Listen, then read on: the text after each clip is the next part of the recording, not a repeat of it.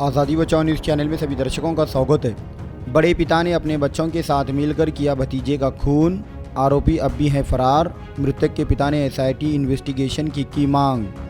दरअसल सोलापुर जिला तालुका अक्कलकोट सलगर गांव के रहने वाले श्रीकांत गणपति पोलासे और उनका बड़ा भाई मल्लप्पा पोलासे के बीच जमीन को लेकर विवाद चल रहा है। इस बीच बड़े पिता मल्लप्पा ने 2 मार्च 2024 को धोंडप्पा और भीमाशंकर पर जानलेवा हमला किया, जिसके बाद पुलिस ने मल्लप्पा को 307 के तहत हिरासत में लिया था, लेकिन वे जमानत पर रिहा होकर 6 मई 2024 की सुबह खेत में अपने बेटे सुरेश और उमेश के साथ मिलकर भीमाशंकर को जान से मार डाला और अब तक फरार हैं। पुलिस ने तीनों पर हत्या का मामला दर्ज कर लिया है, लेकिन वे तीनों अब भी पुलिस की गिरफ्त से फरार हैं। इसलिए गृह विभाग से मृतक के पिता ने विनती की है कि इस केस को एसआईटी के हाथों सौंपा जाए। माझं नाव राजशेखर अप्पाराव पोलासे, राहणार सलगर, तालुका अक्कलकोट, जिल्हा सोलापूर। दिनांक 6/5/2024 रोजी माझा चुलत भावाचा भीमाशंकर श्रीकांत पोलासे याचा शेतात क्रूरपणे हत्या केली आरोपींनी। मग ह्या हत्या करण्याच्या पाठीमागं सुद्धा त्या आरोपीवर 307 गुन्हा दाखल होते। त्यांनी त्यांचा मोठा बंधू धोंडप्पावर सुद्धा त्यांनी मारहाण केली होती। नंतर ही जो भीमाशंकर मयत झाला आहे, ज्याची हत्या केली, त्याच्यावर त्यांनी 2021 मध्ये टाटा सुमो गाडी घातली होती। त्यावेळी दुसरी शेजारी बाईचा एक पाय मोडला होता, सुनंदा भरोळेचा सुद्धा। ते संपूर्ण व्हिडिओ फुटेज आहेत आमच्याकडे। आणि आज रोजी ह्याच्यातला जो मुख्य आरोपी तो फरार आहेत। आणि आज रोजी हा मुख्य आरोपी फरार राहण्यामागचं एक उद्देश आहे की संबंधित अधिकाऱ्यावर गुन्हा दाखल होतोय। ह्याच्या पाठीमाग कारण आहे, माझं नाव राजशेखर अप्पाराव पोलासे आहे। आता चुलत भावाची हत्या झाली, ह्याच्यापूर्वी सुद्धा माझा भाऊ हनुमंत अप्पाराव पोलासे सुद्धा यांनी बेपत्ता करून हत्या केलेल्या आहेत।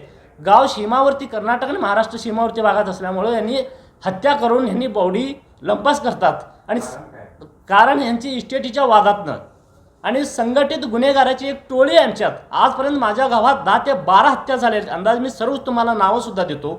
आणि एकही आरोपींना सजा लागत नाही। आणि ज्यावेळी बावडी बेपत्ता करतात त्यावेळी आपण येऊन अक्कलकोट पोलीस स्टेशनला आपण फिर्याद दाखल करून त्यावेळी एफआयआर घेत नाहीत आणि मिशिंगी दाखल करत नाहीत। ज्यावेळी आम्ही वरिष्ठांकडे अर्ज देतो, नंतर वरिष्ठांकडून संबंधित अक्कलकोट नॉर्थ पोलीस स्टेशनला ज्यावेळी अर्ज येतो त्यावेळी फिर्यादीला बोलून घेतात आमच्यासारख्यांना। आणि बोलून घेऊन पोलीस अधिकारी आणि आरोपी तिथं मारहाण करून ते अर्ज मागे घ्यायला भाग पडतात। जर नाही घेतलो तर त्यांनी हे बनावट सही करून त्यांनी केस निकाली काढतात। म्हणजे हे भीमाशंकरचं हत्या व्हायचं पाठीमागं कारण हे पोलीस अधिकाऱ्यांनी माननीय अनंत कुलकर्णी म्हणून 2021 साली मी ज्यावेळी मुंबई आझादमध्ये उपोषण केलो त्यावेळी पोलीस महासंचालक साहेबांनी, संजय पांडे साहेबांनी अनंत कुलकर्णी साहेबांची नियुक्ती केलेली होती। अनंत कुलकर्णी साहेबांनी माझा भावाचा हनुमंत अप्पाराव पोलासेच्या हत्याचा सर्व पुरावा गोळा केले होते। आरोपी गजाआड होईल ह्याच उद्देशाने त्यांनी त्यांची लगेच बदली करण्यात आली। आणि बदली केल्यावर ज्यांनी जे पुरावा रेकॉर्ड गोळा केले होते अक्कलकोट नॉर्थ पोलीस स्टेशनला, त्यांची बदलीने सर्व पुरावा गोळा केले, ते संपूर्ण पुरावा नष्ट केले। ते अधिकारी आहेत बीडी बहिरगुंडे आणि वाळके आणि जितेंद्र कोळी वरिष्ठ निरीक्षक, आणि नंतर चंद्रशेखर शिंदे म्हणून ते मुंबईचे पोलीस महासंचालक कार्यालय अधीक्षक आहेत। या सर्व अधिकाऱ्यांचे माझ्याकडे पुरावा आहेत। आणि ॲडिशनल एसपी हिम्मत जाधव सुद्धा याच्यात सहभागी आहेत।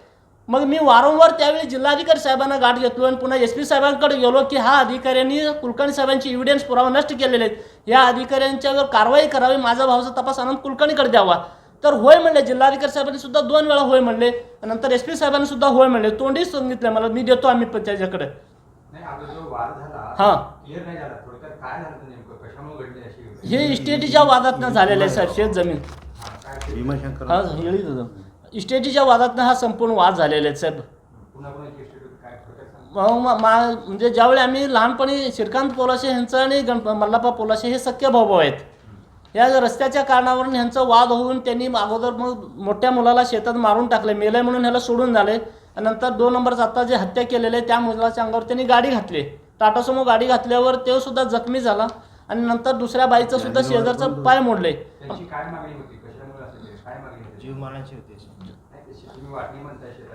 हा रस्त्याचं। आणि लहानपणी साहेब त्यांनी माझा वडील आंधळा होते, त्या आंधळा असल्या कारण माझ्या वडिलाकडून त्यांनी घर घेतले होते। नंतर आम्ही त्याच्याकडनं घर घेतले, ही दुश्मनी त्यांच्या मनात ठेवून, ही खुन्नस मनात ठेवून त्यांनी माझ्या भावाचा बेपत्ता हत्या केली। आणि श्रीकांत गणपती पोलासे ह्याचा मुलाचा जो भीमाशंकर पोलासे ह्याचा मुलाचा हत्या करण्याचं पाठीमाग कारण म्हणजे रस्त्याच्या वादावादीवरून, म्हणजे शेत दोन्हीचं एकत्र आहे। म्हणजे रस्ते सलगर येथे शेत आहे सर।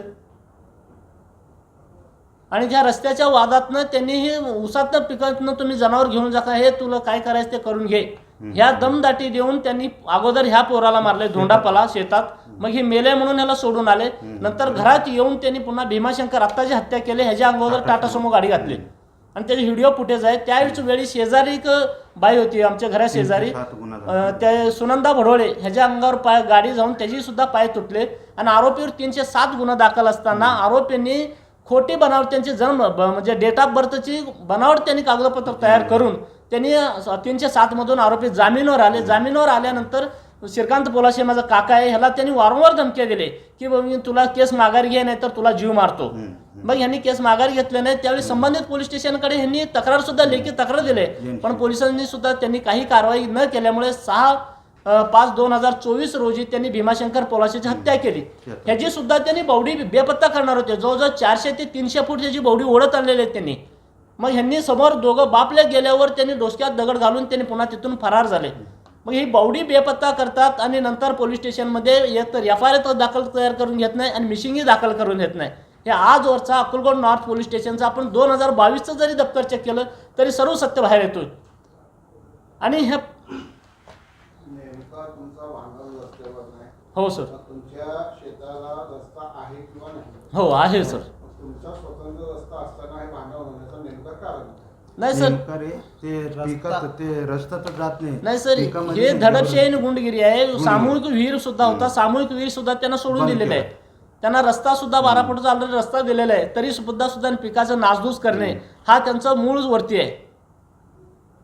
यासाठी वरिष्ठांना भेटल्या आणि संबंधित जे SP आता सोलापूर, हो सर, हो त्यांना असं सध्याच्या परिस्थितीला भेटा. आता मागचे 2-3 महिने कसं इलेक्शनचा काळ होता, हो बरोबर सर. तर आता सध्या जिल्हाधिकारी असतील किंवा SP असतील यांना आपण भेटल्या? हो भेटलो साहेब, इलेक्शनच्या अगोदर सुद्धा मी भेटलेलो आहे साहेब. माननीय कलेक्टर साहेबांना सुद्धा भेटलो आहे, माननीय अधीक्षक साहेबांना सुद्धा भेटलेलो आहे. साहेब अनंत कुलकर्णी तपास केलेले हे माझं भावाचं हनुमंत अप्पाराव पोलाशे हत्याचं तपासाचं मूळ जे रेकॉर्ड होतं, जे दप्तर म्हणजे जे पुरावा गोळा केले होते ते पुरावा नष्ट केलेले संबंधित अधिकारी कारवाई करा आणि माझा भावाचा तपास अनंत कुलकर्णीकडे द्या. मग त्यावेळी म्हणतात की ते बदली होऊन गेलेले आहेत. जर समजा कायद्यात जर बदली होऊन गेलेल्या अधिकाऱ्यांसाठी जर तपास द्यायचं नसेल, असं जर कायद्यात आणि घटनेत जर उल्लेख असेल, तर बार्शीच्या हत्याच्या गुन्ह्याचे तपास तुम्ही मंगळवेढा DYSP ताईसाहेबांकडे कसं काय दिले? मग अनंत कुलकर्णी साहेबांकडे जर तपास दिले असते तर आरोपी सुद्धा अटक झाले असते. आणि ही आज रोजी म्हणजे 5/7/2024 रोजी माझा चुलत भावाचा हत्या झाला नसता आणि ह्या हत्येला कारणीभूत हे 5